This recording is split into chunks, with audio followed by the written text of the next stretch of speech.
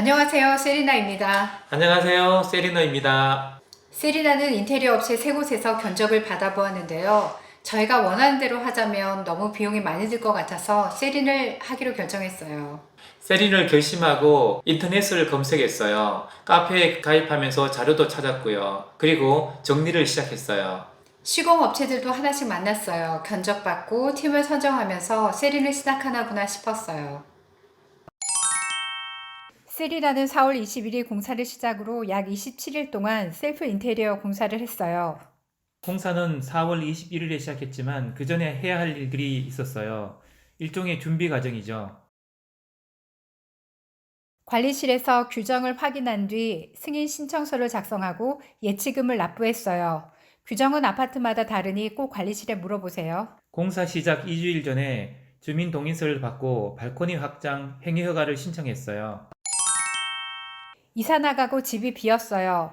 셀리나는 미리 예약해둔 타일러와 창호팀을 불렀어요. 타일러는 화장실 타일을 하나씩 두드려 보았고 덧방 시공이 가능하다고 확인을 했어요. 창호팀은 실측을 했어요. 창틀 만드는데 최소 3일의 시간이 필요하거든요. 보통은 일주일 전에 실측을 하는 게 좋다고 해요. 공사 시작 전날에 엘리베이터에 공사 안내문도 붙였어요. 드디어 셀프 인테리어 시작이에요. 공사는 철거부터 시작해요. 셀리나는 발코니 확장을 했기 때문에 프레카로 콘크리트 바닥까지 파야 했어요. 그래서 더 시끄러웠어요. 첫날 시끄럽다고 민원이 많이 들어와서 2시간 정도 일찍 공사를 끝내기도 했어요. 민원이 가장 많이 들어오는 힘든 공정이에요. 철거 이튿날은 마룻바닥을 다 뜯었어요. 첫날 끝내지 못한 천정 경량철골은 3일차 오전에 다 걷어냈어요. 나중에 철거 안 된 벽 일부가 발견되었는데 목공에서 철거를 해준다고 했지만 철거팀에서 27일 아침 일찍 와서 남은 벽을 마저 철거해 줬어요. 철거를 하고 나니 걱정이 되었어요.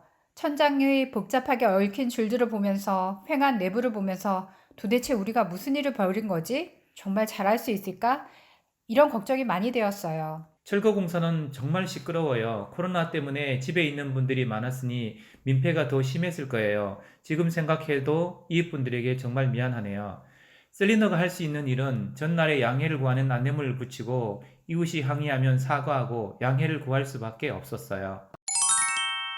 창호는 당일에 설치가 가능해요. 창호는 공장에서 만들어둔 틀을 스카이차로 올린 다음 설치를 해요. 셀리나는 이날 시스템 에어컨 배관 작업도 했어요. 창호와 동선이 겹치지 않기 때문에 동시에 할 수도 있어요. 설비팀도 왔고요.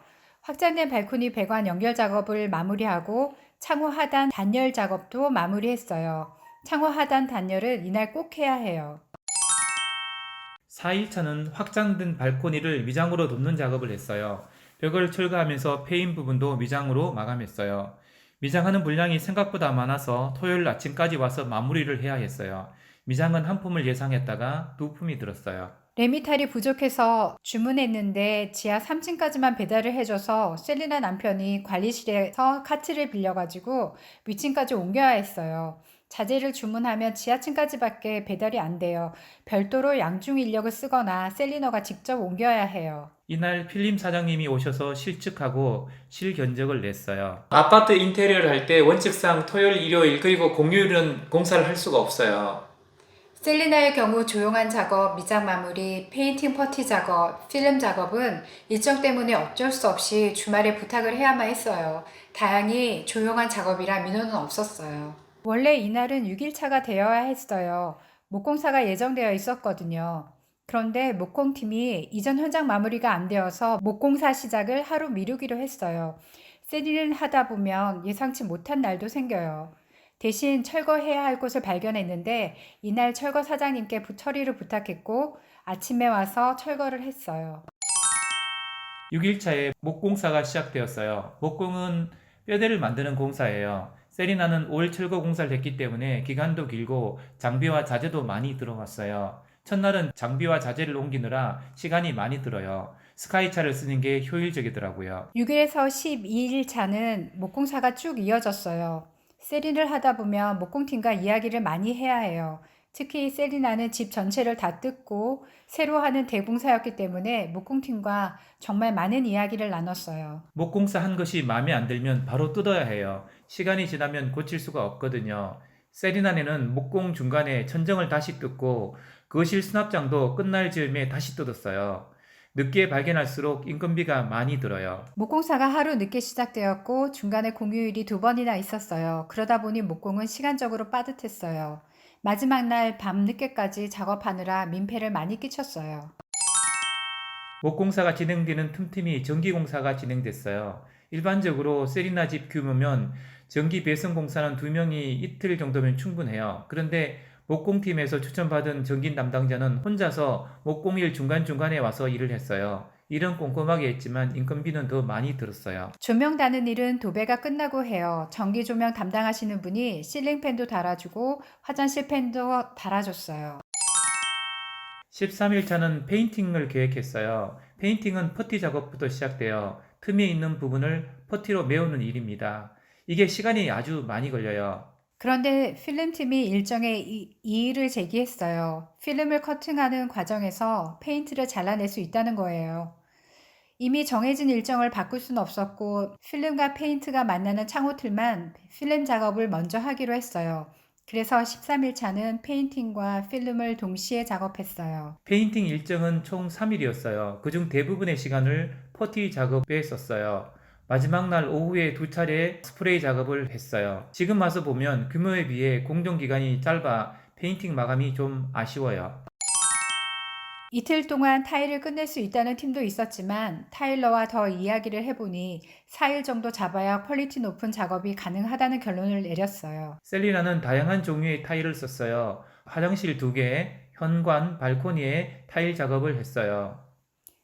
타일은 너무 급하게 일정을 잡으면 하자가 많이 날 수 있기 때문에 타일 작업을 할 때는 특히 시간적 여유를 넉넉하게 잡는 게 필요해요.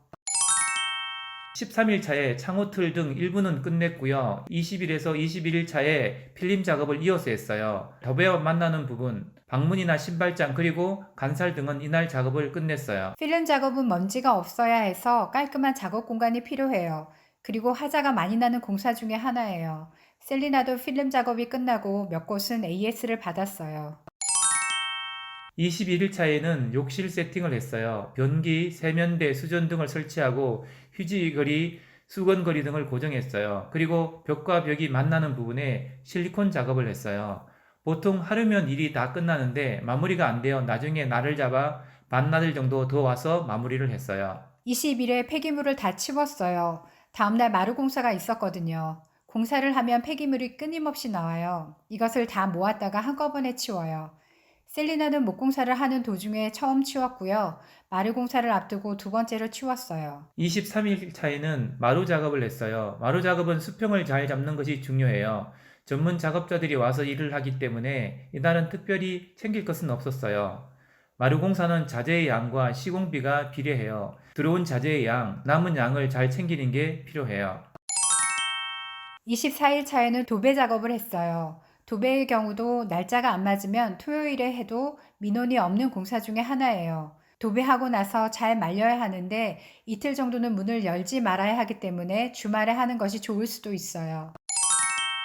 마루와 도배가 마무리됐기 때문에 이케아에서 구입한 가구들을 배달시켜서 조립하는 작업도 했어요.